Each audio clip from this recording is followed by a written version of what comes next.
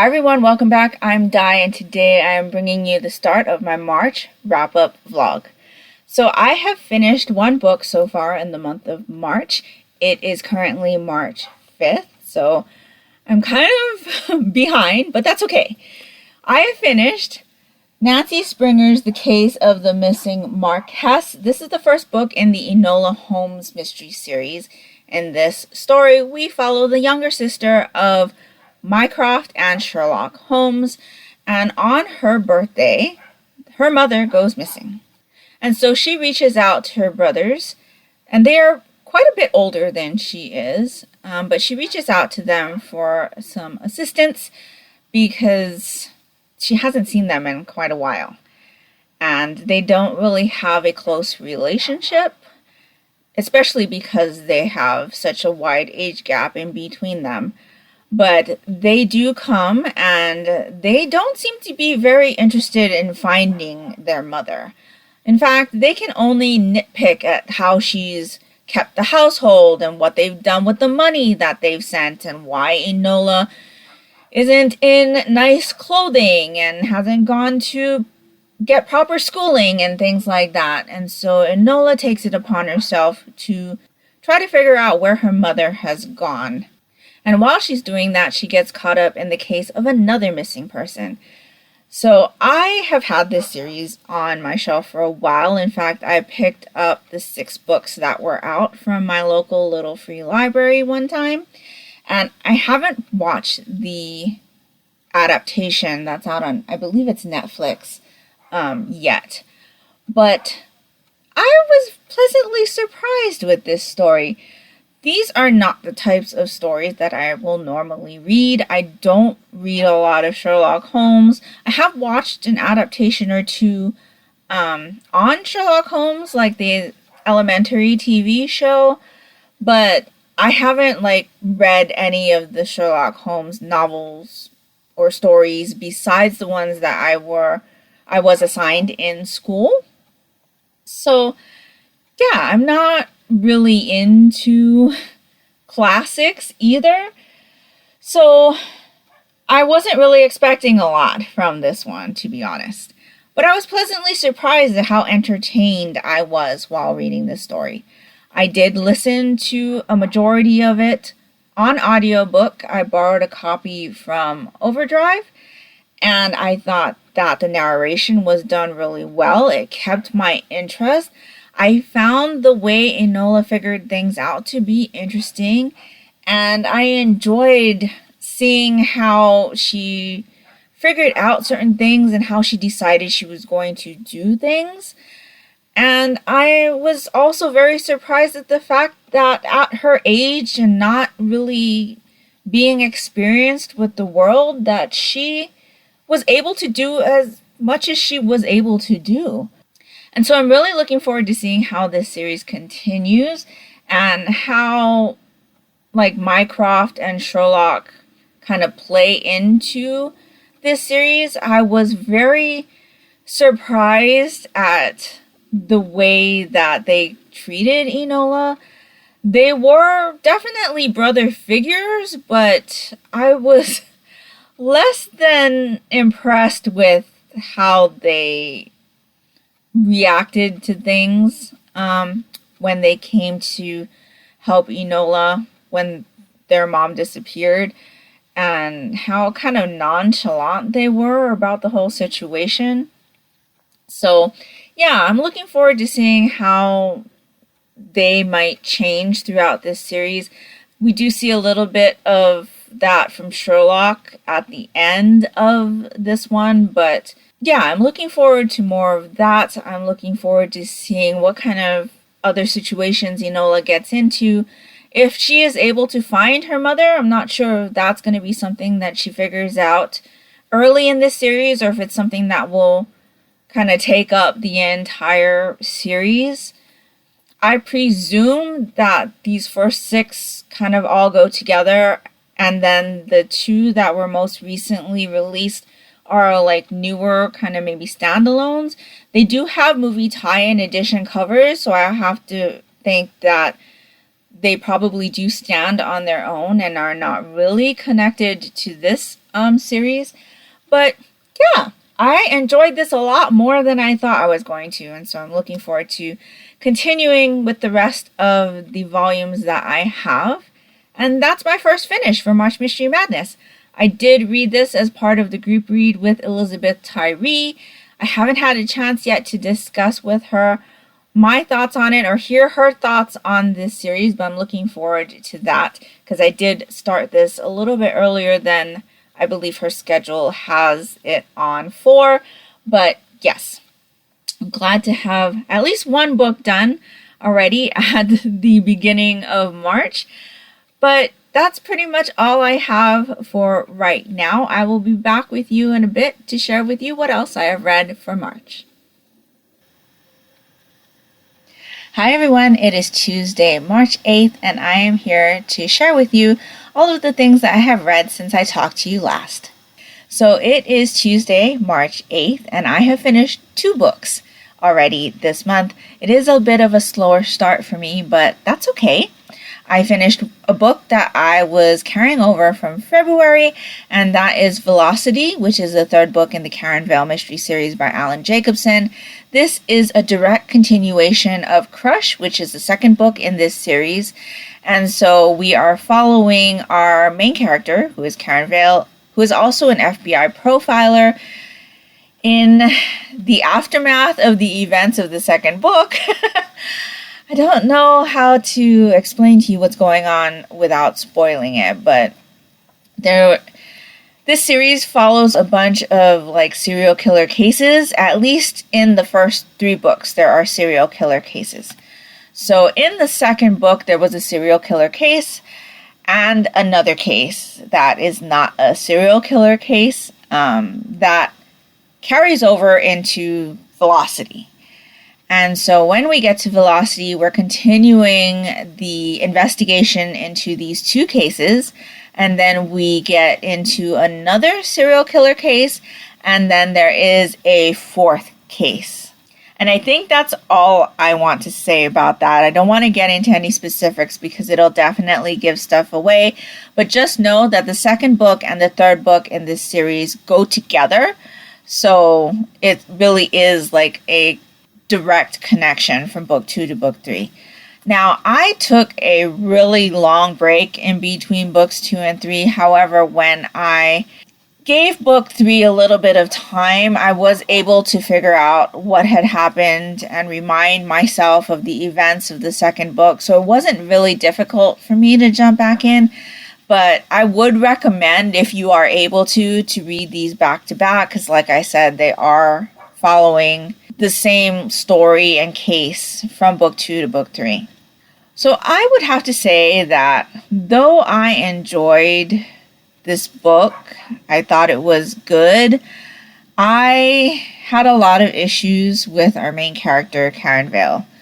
So I had started noticing these issues in the 2nd book, and I kind of forgot about them, to be honest, because I had spent a long time away from the series, but it became very clear as I was reading through Velocity, and I was reminded of the things that I disliked about our main character.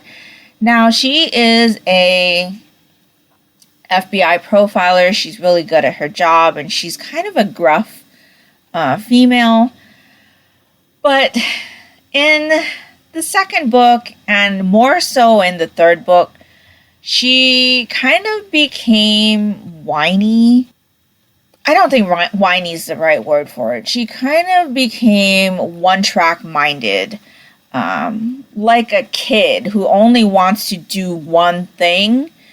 So, like I said, there's multiple cases going on in this particular installment, and she fixates on one case. There's a good reason for it, but she doesn't want to work on anything else besides this one case, even though her expertise is needed elsewhere. So, her boss calls her in to do another case, and she, tells him, no, I don't want to work that case. I want to work this other one. I'm like, I don't think anybody should be talking to their boss like that. But in any case, she really puts forward that she doesn't want to work any other cases. And eventually she gets forced into doing it because, they need her. All of the other agents aren't available. They're working other cases. And so, she reluctantly starts looking into this other case. But at the same time, she disregards her boss's orders and continues to spend a majority of time on the cases she wants to look into. And I didn't care for that at all. She's also a single parent, and I am a single parent. And so when I look at how she takes care of her son, which is basically she doesn't take care of him at all. He is in high school.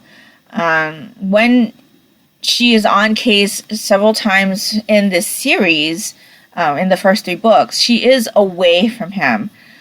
So there are other people looking after him, but she doesn't take time to call him or check in or even have any home time with him. You don't see that very often with her. And for me, that's just baffling. I don't understand how you can't call your kid, check in to see, make sure that he, has everything he needs. Just check in with them to see how their day went. I don't understand that. I mean, that's something I would do, and that's something I have done with my daughter. If I'm going to be home late from the office, I'll call her to let her know, hey, I'm working a little late. Do you need anything? Do you want me to bring anything home for you to eat? Just so that she knows that I'm okay and that I know that she's okay and that she doesn't need anything. Even though that I know that she's with somebody I trust. But Karen doesn't do that at all. She's called her kid a couple times during the series. But it's normally because there's something going on that she either needs his help with, or there's something where it's his safety that's being threatened, and so she calls him because of that. She doesn't just call because she loves him or wants to make sure he's okay. And I don't care for that. And that's totally me. That's something that bothers me on a personal level. And every parents differently, and her parenting style is just not something I agree with. So I didn't enjoy that at all. She definitely is fixated on her boyfriend more than her kid, and I don't agree with that either. We get a lot of content with her boyfriend, and it's because he's in the same kind of line of work, but I still don't get why we don't get her as a mom. We only get her really as an FBI agent, which is fine. But personally, I think she would have been better off as just the FBI agent and we not get introduced to her family life. So yeah, her parenting skills is something that really bothered me about her, is on top of her just being a one-track mind and not following orders and not wanting to pitch in her expertise where it's needed. So yeah, on top of that, about midway through this book, I feel like something happened where it took away all of the suspensefulness of the story for me. And I didn't enjoy that part either. So there were quite a few things about this installment that I didn't really enjoy. Besides the fact that I wasn't enjoying our main character very much. And so I have decided to stop reading this series. I am DNFing this series at 3 volumes or 3 installments. I did think at one point that I would try another one, but in looking at the summaries for the next few installments, they don't really sound interesting to me. And while I do enjoy other characters in this cast, she is the main character, so she's going to be prevalent in the story, and I just don't think I want to continue to read about her reactions to things. So yeah, unfortunately, I will be stopping this series at 3. But I do recommend the first one, at least, if you're interested in serial killer mysteries, because I really did enjoy that one. So yeah, if you know of any other like serial killer mysteries that you really enjoy, let me know what those series are down in the comments below, because I do really enjoy reading serial killer mysteries and I'm always looking for more content like that, especially if it's like Criminal Minds. I really enjoyed that TV show, and so it's obviously not on anymore, and I do miss watching it, but yes, I have finished that one. I will not be continuing with that series. So the last thing that I have finished recently was something that I finished right before I turned on this camera, and that is Terror on the Titanic. So this is one of my March Mystery Madness picks, and it is fulfilling a TBR game prompt. So this one fits into March Mystery Madness because terror has 2 R's in the title. It is a choose your own adventure novel, which also has 2 letters. And I feel like the mystery in this book is the fact that we don't know where we're going to end up or where the story is going to take us. So I actually did a read through of this on my channel. I will put a disclaimer here. I am not the best storyteller.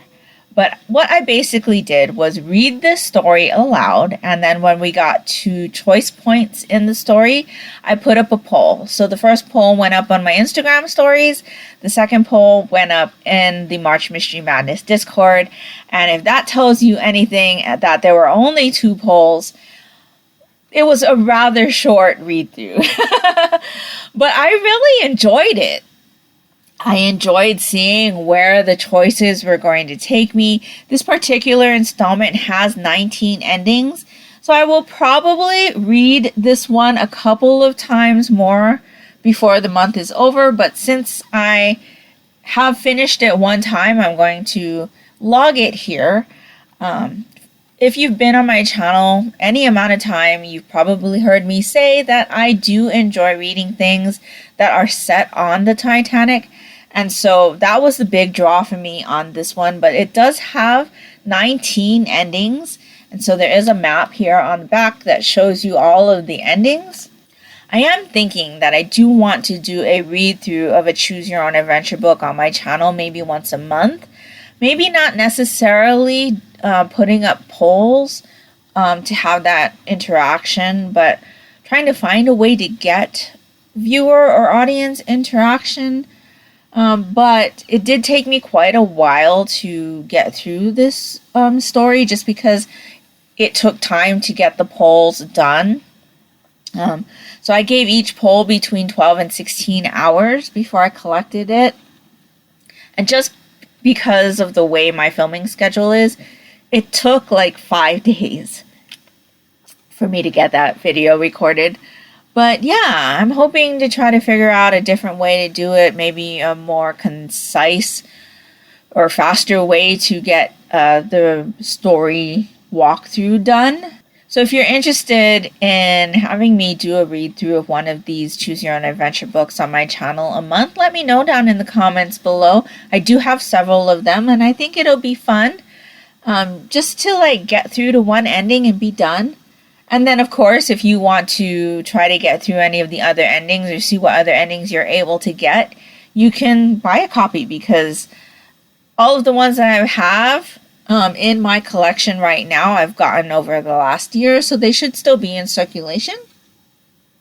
But yeah, and this one is done by Jim Wallace, so Wallace also has a double L, and I really enjoyed this. I'm looking forward to seeing what other endings I can get and exploring more titles in this series.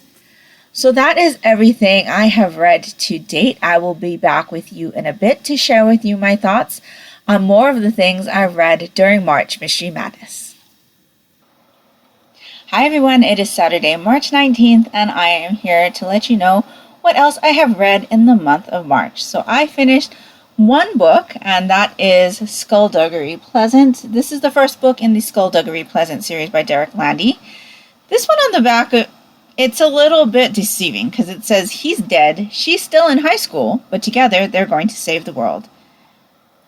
Our main character, Elizabeth, is not in high school yet. She's 12. So, I don't know, maybe in some places in Europe, because this is set in Ireland. Do they go to high school at 12? I don't know. I mean, it says secondary school in here, so that's more, to me, like intermediate here in the States, not high school. So, I don't know. But it says high school here on the back. And so, anyway, this story follows our main character, Stephanie, who's 12. She has just found out that her most favorite uncle has passed away suddenly, and in his passing, she learns that he has left her a good portion of his inheritance. So one of the things that she is left is his house, and while they're going to the reading of the will, and even at her uncle's funeral, she sees a guy that kind of catches her interest because of the way he's dressed. And when he ends up at the reading of the will, she finds out his name is Skullduggery Pleasant. And from there, she kind of falls into a world that she didn't even know existed and realizes her ties to it that she had no idea before. And so I think that's where I want to leave this. It is a very much adventure-y type of story where Stephanie and Skullduggery go on a mission to retrieve something. I believe this book in previous publications is actually called Skullduggery Pleasant, The Scepter of the Ancients. That is not what's on this particular one, but I did read this as part of the group read with Elizabeth Tyree for March Mystery Madness, and her copy actually says Scepter of the Ancients on it.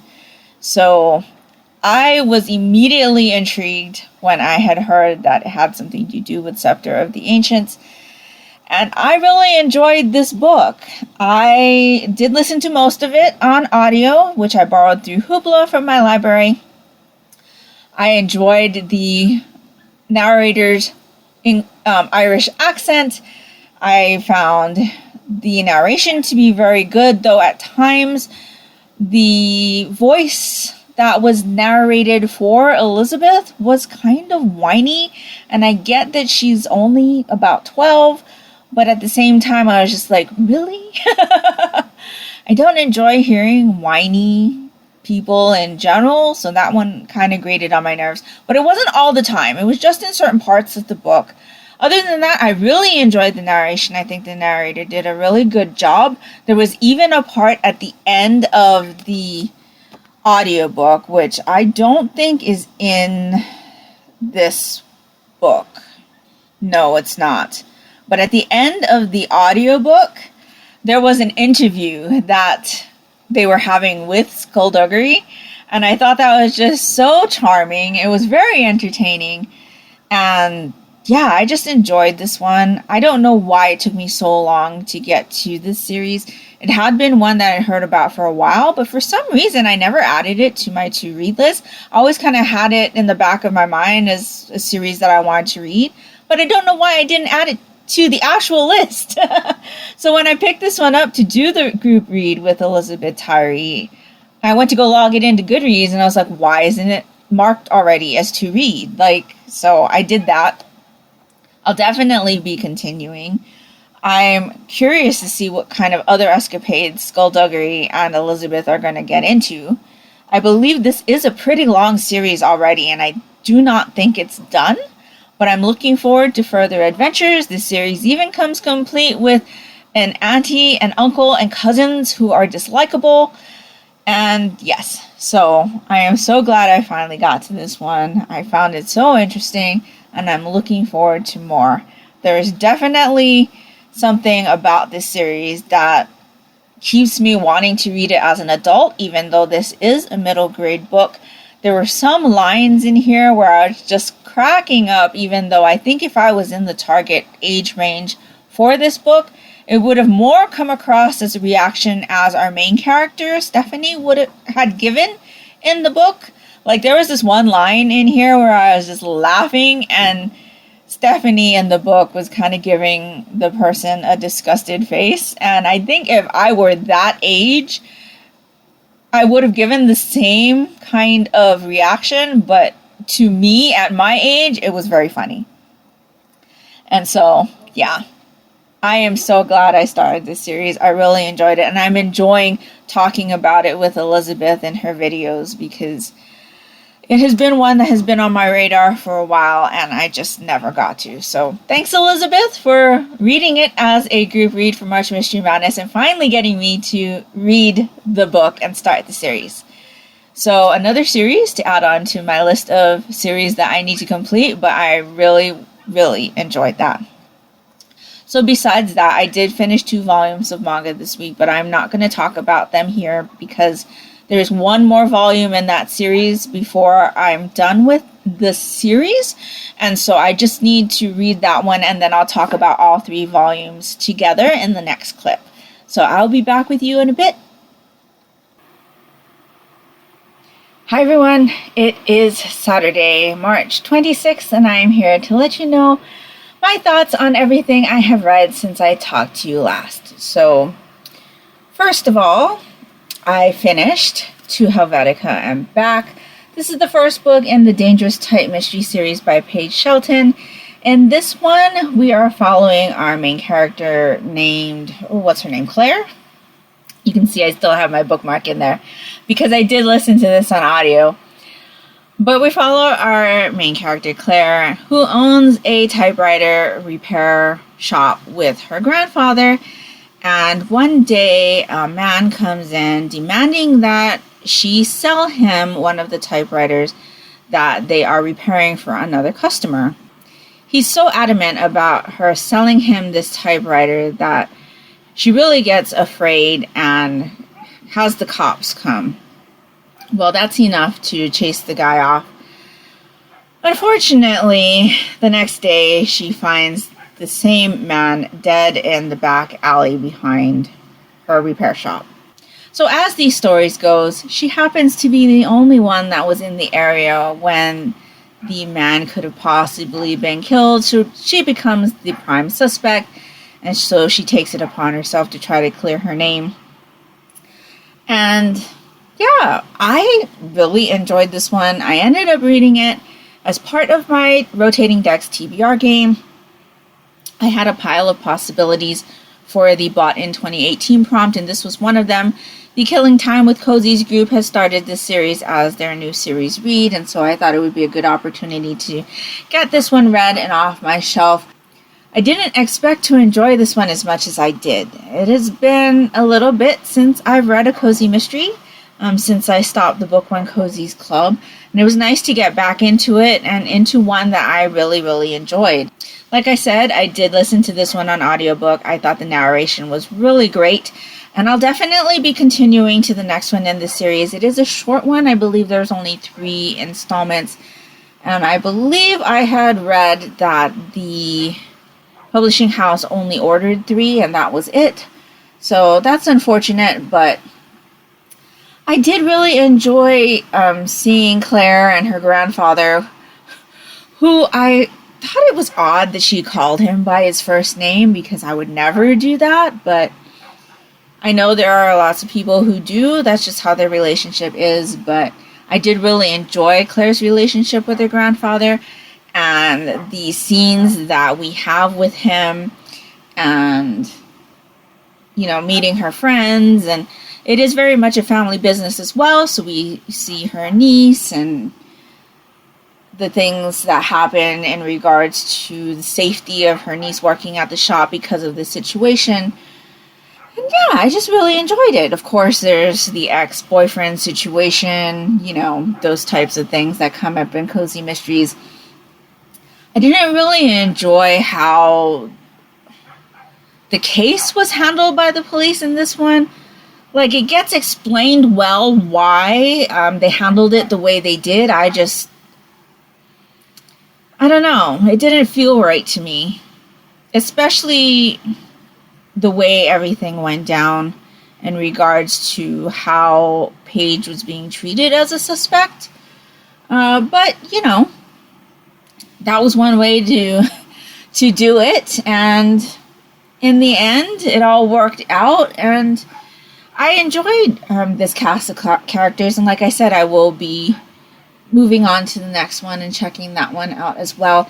There is a facet of their business, which is book restoration, which is not something that I had expected. It's not mentioned on the back of this book in the summary, and I thought those sections of the story, when they were talking about how they were restoring the books and what they do to do that, was very interesting and is definitely a welcome surprise.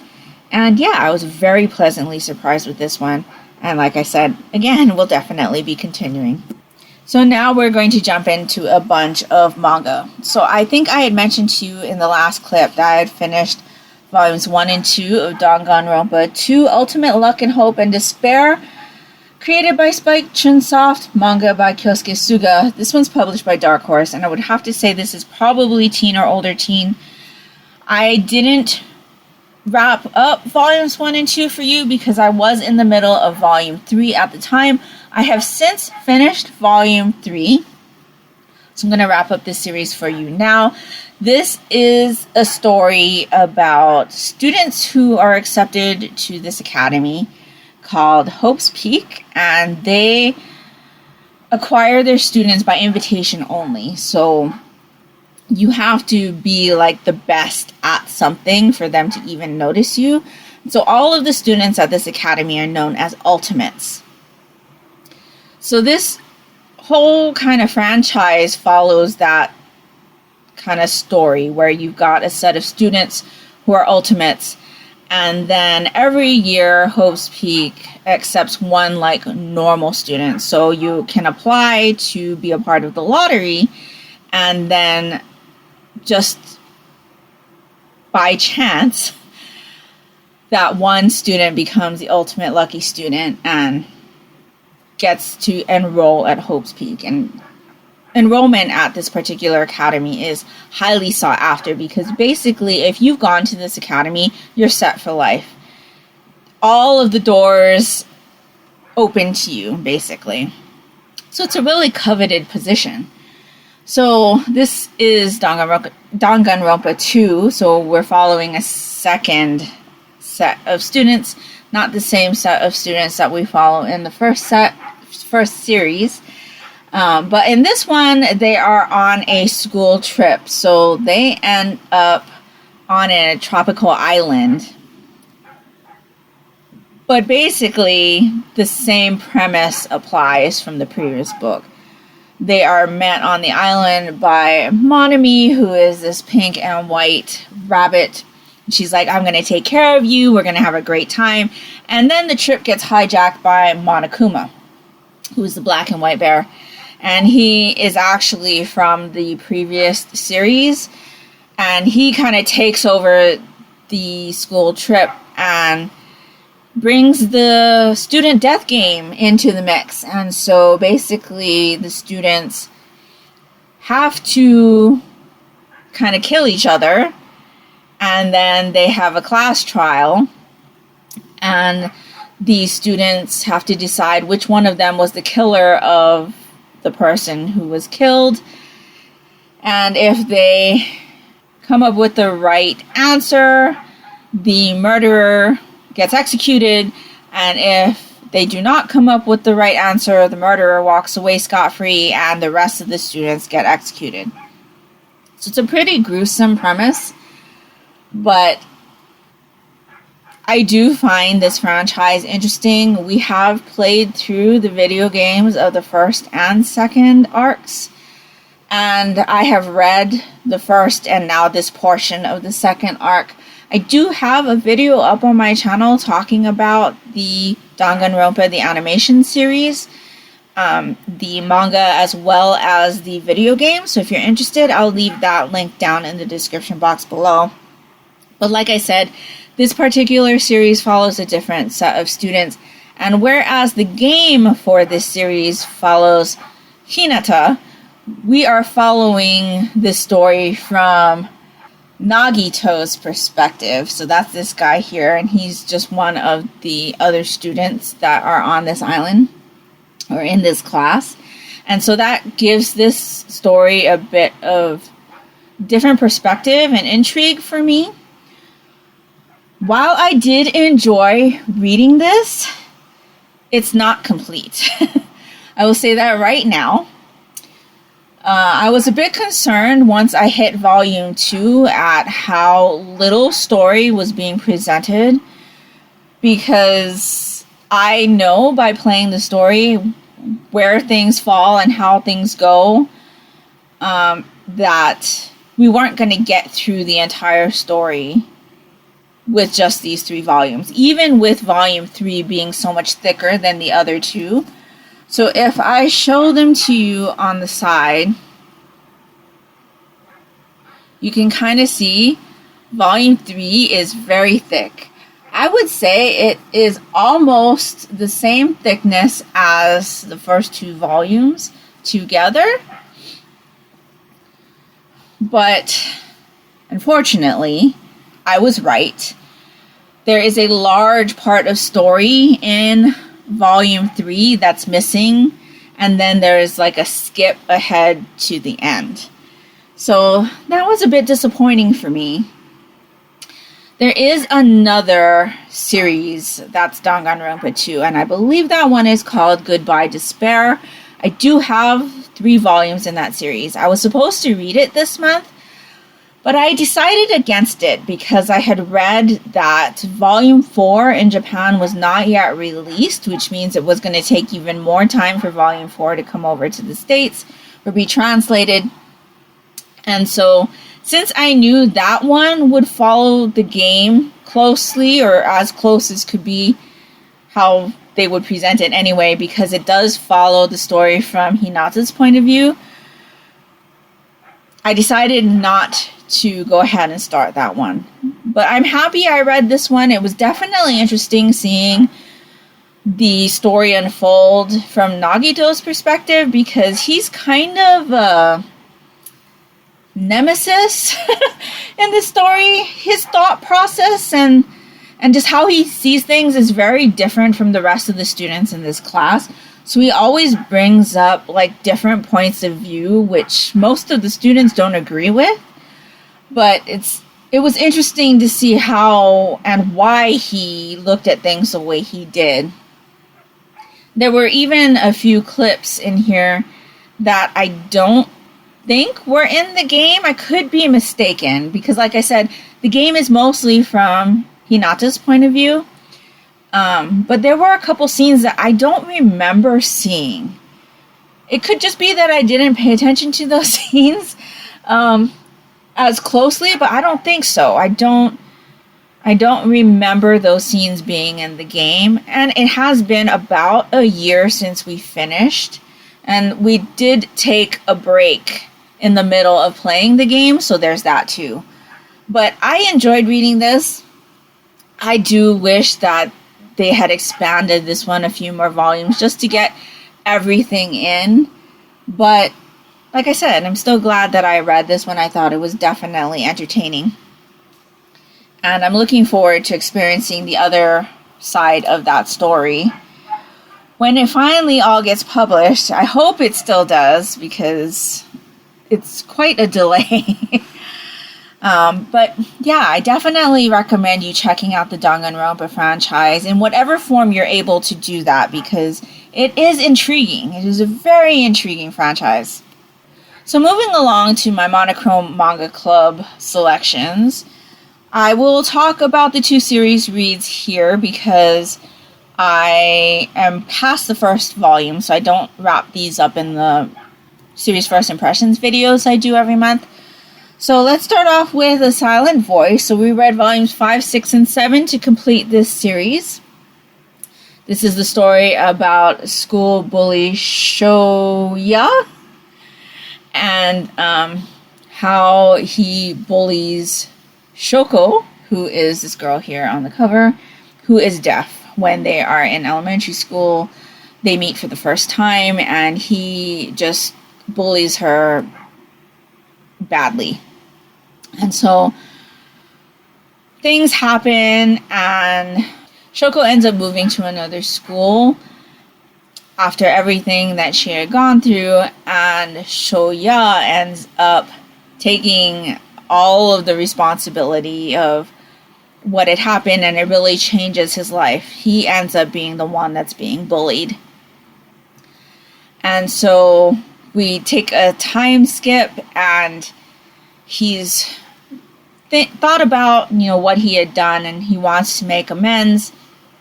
And so he decides to reach out to Shoko again and try to apologize for how he acted when they were kids. So this story follows that happening, and then their blooming friendship, and then reconnecting with other kids that were in their class way back when. I have said this before. This is not the type of story that I normally go for. I did not enjoy reading this series. This is just not something that I enjoy reading. This is too close to real life stuff, and I don't like to read real life stuff. I read for escapism, and this definitely has hard-hitting things in here. Some of the things that happened in here, I don't agree with. Definitely not how I would have handled certain situations. I thought that a lot of the situations weren't handled correctly. But I am glad that I did finally read it. I had watched the movie adaptation, and if you've watched that, there are definite things in the manga that are not in the movie. So if you want an expansion on this story, definitely pick up the manga. There is extensive after movie stuff in the last volume. So if you feel like you were left wanting at the end of the movie, definitely again pick up this series, because there is more stuff after where the movie ends. So yeah, I definitely recommend this as a read, especially if you're somebody who enjoys stories like this, like a redemption arc and like real life contemporary things. There are some hard-hitting things, including attempted suicide, like I said, bullying, emotional and physical abuse between not only spouses, but parental to child, and between students. And yeah, I would say the thing that I enjoyed most about this series were the scenes with Shoko's younger sister. And I think I mentioned to you before, there were scenes with Shoko's grandmother that I really enjoyed. But overall, while I am glad that I read this, I probably will never ever read it again, just because of what the story is about and the things that are in it. It's just not something that I enjoy reading. And so I do recommend that you read this, especially if you are able to handle this type of story and the things that are within it, or if you enjoy contemporary stories, because this is a beloved series. Lots of people love this series. Love is not the word that I would use for it, but there are a lot of people that do love it. So definitely check it out if it sounds interesting to you. And I'm glad to have read that one and be done with it. So then, let me talk about the other series reads before I mention to you what else I read. That was Death Note, the Black Edition, Volume 4. So this is a story about a boy named Light who stumbles across a notebook that ends up being a death note. that was dropped by a death god or shinigami, and inside the death note, it basically says if you write down a person's name in this notebook, they will die. So Light decides to use it to try to clean up crime, and he gets a little bit overzealous at it, and so it becomes something that the police become aware of. They end up hiring a specialist named L to come in and try to help them figure out what's going on. And so this series follows Light and L and their quests. And this one is a very well-known series as well. I think a lot of people who start reading manga start here. I have watched the anime in its entirety, but I've never read it. So we are reading through this one black edition a month. And I'm still finding this interesting to revisit. It's very close to what I remember from the anime. I think my problem with this series, though, is that it's not from one person's point of view. We get an omniscient point of view, so we know everything that's going on. We know everything that everyone is thinking, and I think that's where this series loses its charm for me. It would have been much better for me if this story was just from, say, Light's perspective, or if we just followed L. But since we get both, and now where we are, there are some things that are happening that we're getting even more of a wider view of the things that are going on. I think just knowing everything is not helping keep my interest in this, especially because, like I said, I've already watched the anime, so I already know where things are going and what's happening. And so by knowing everybody's perspective and what everybody's seeing and what everybody's thinking, it's not helping me stay interested, if you know what I mean. But I am still enjoying experiencing this series again, because it has been several years since I've watched the anime, and I am still finding the reading of it interesting.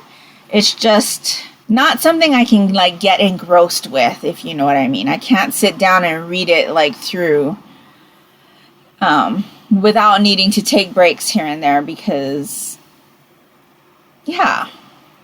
I feel like we're being told too much, and there's not enough of a black curtain for us to wonder, okay, what are they gonna do now, you know?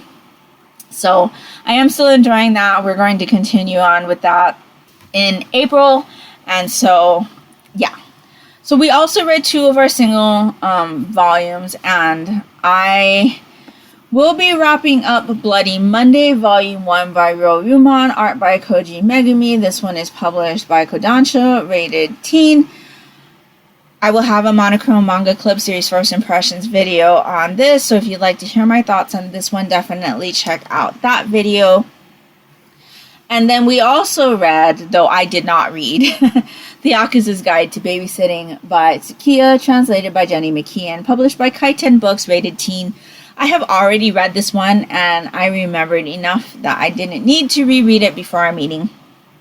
But if you'd like to hear my thoughts on this one, definitely check out my video, linked down in the description box below, because I did read this, I believe it was last year, and really, really enjoyed it. So if you'd like to hear my thoughts on this, definitely check out that video.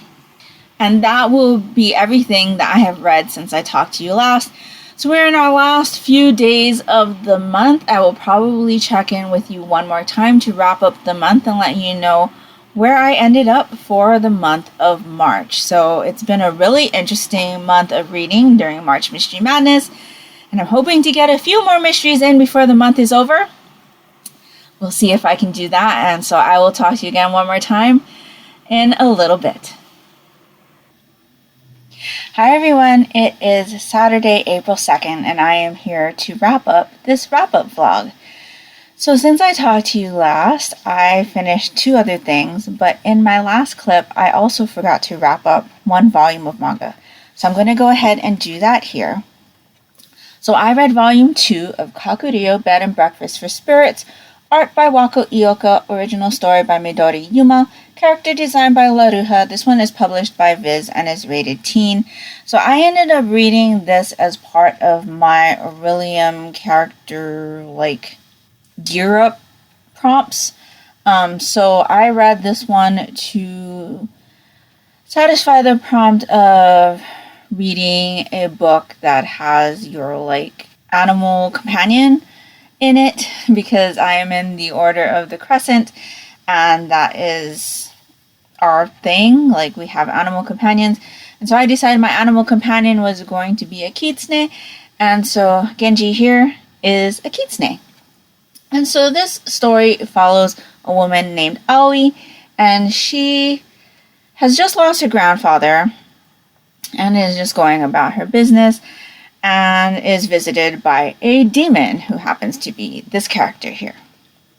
The demon comes to her and says, "Your grandfather owes me a great debt, and it was decided that once he passed that you were to become my bride in repayment of his debt." And she's like, "Wait, what?" And hell no. So he ends up taking her to his place, which he actually runs a bed and breakfast for spirits named Kakuryō.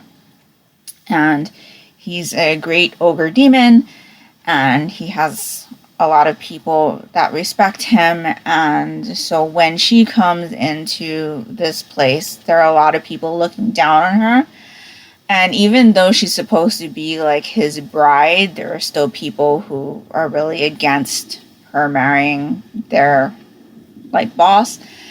And she doesn't want to become his bride. So she basically says, well, if I'm going to be stuck here, I'm going to find my own way.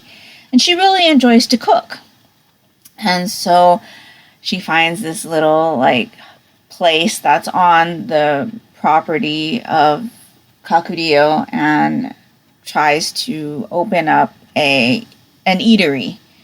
And in doing so, she kind of meets a variety of other demons, and in this particular one she meets a tengu, or a crow demon, and she actually helps to mend a situation that had occurred. So yeah, it was very interesting. I have seen the anime for this series. I really enjoyed the anime.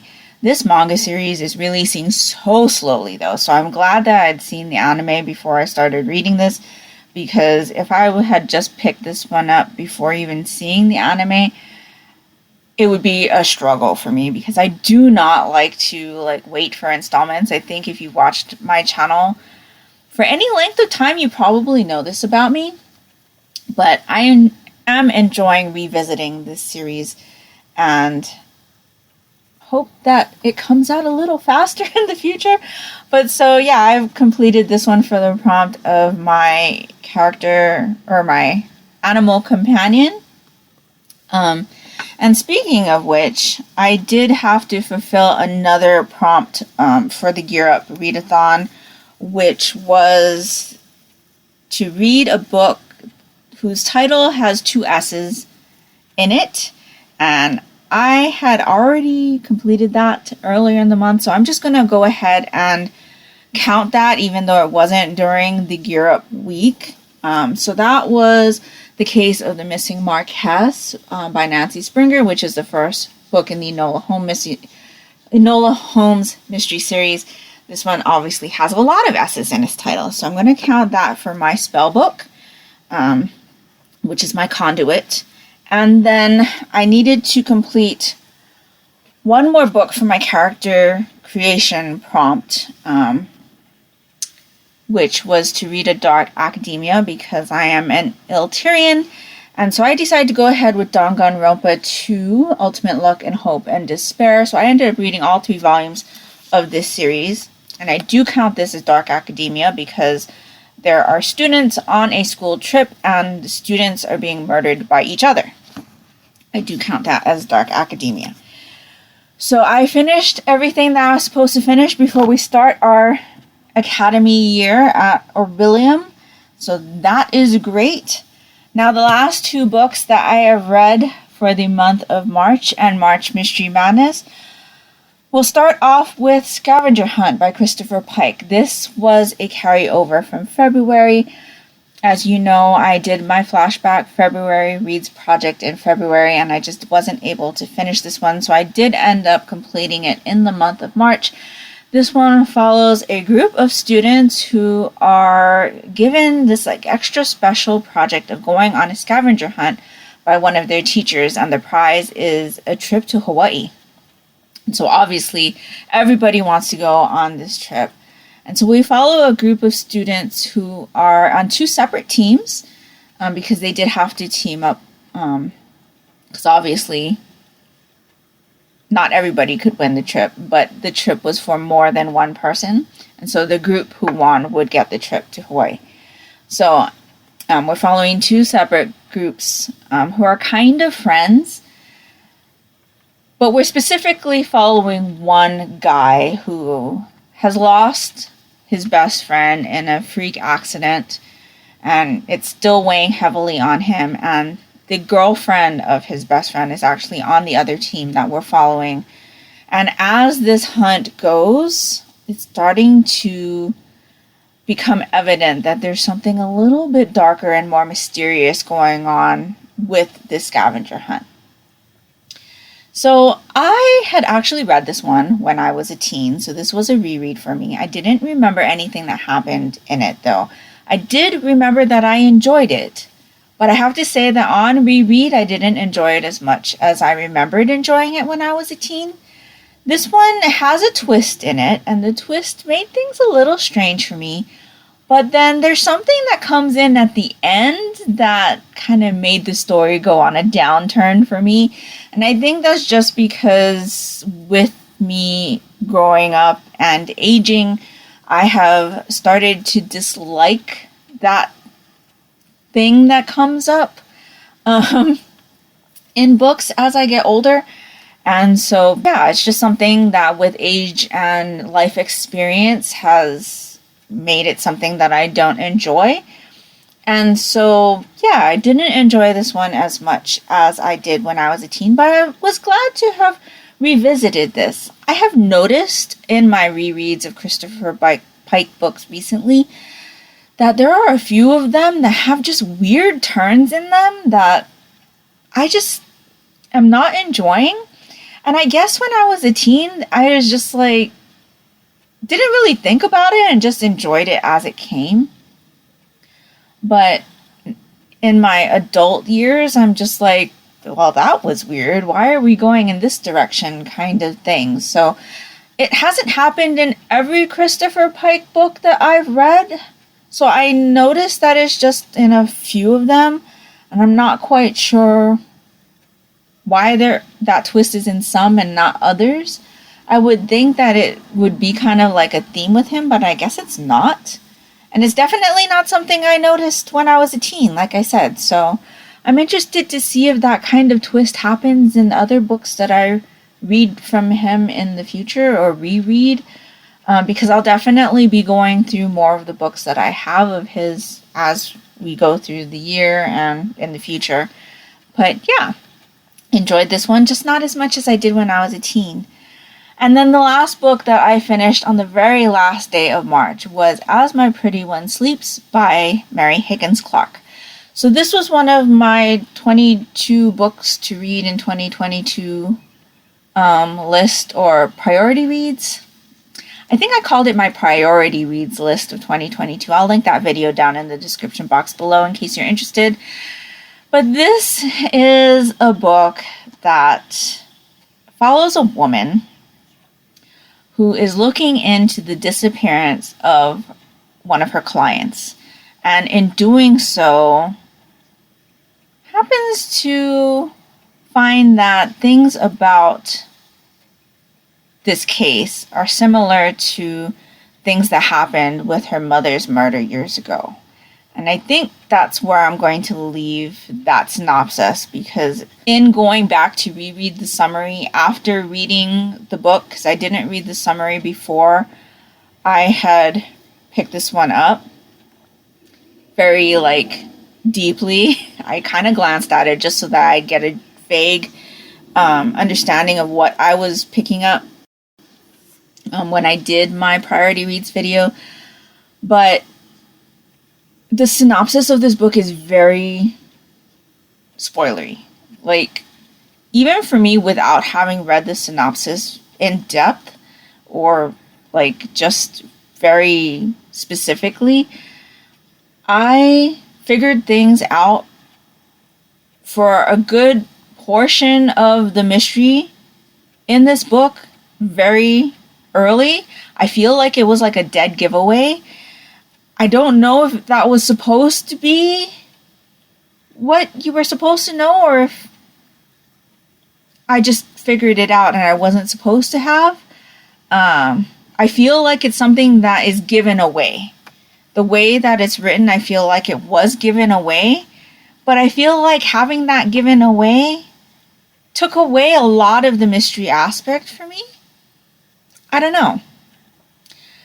For me, this one wasn't suspenseful at all, and I believe Mary Higgins Clark is known as the Queen of Suspense. If I'm not mistaken, I've not ever read a book by Mary Higgins Clark before, so this was my first one. It is an older novel, but I didn't find it suspenseful. I didn't find it thrilling either, and those are both tags that are on this book for people who have shelved this book on Goodreads, so I didn't find that at all.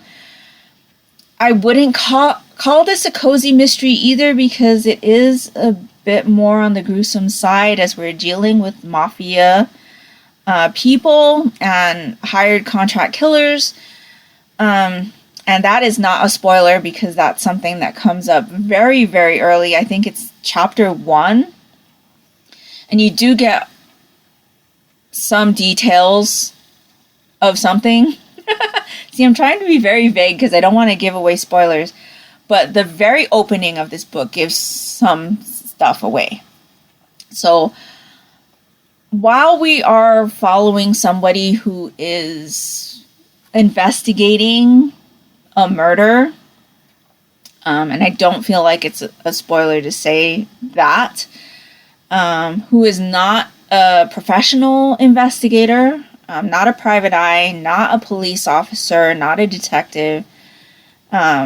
So this would be in the realm of cozy mysteries. It wouldn't be a cozy mystery because it's dealing more in a harsher like tone of murder. So yeah, amateur sleuth, but not really a cozy. So I do enjoy mysteries that are like that, but this one was just okay for me. Like I said, I figured something out pretty early. And having the rest of the mystery unfold wasn't very enticing for me. I think the most entertaining part for me in this book was that there is an assassin that we follow in this book. And I should probably preface this with the fact that we get several points of view in this book, so we're constantly jumping around from different characters. I think there are maybe 5 or 6 different characters that we see this story from, which is not something that I enjoy either. But we do meet a contract killer who's trying to carry out his assignment throughout this book. And he is just the most unlucky assassin there is. He keeps like being unlucky. And for me, that was highly entertaining. But it was the most entertaining aspect of this book there was for me.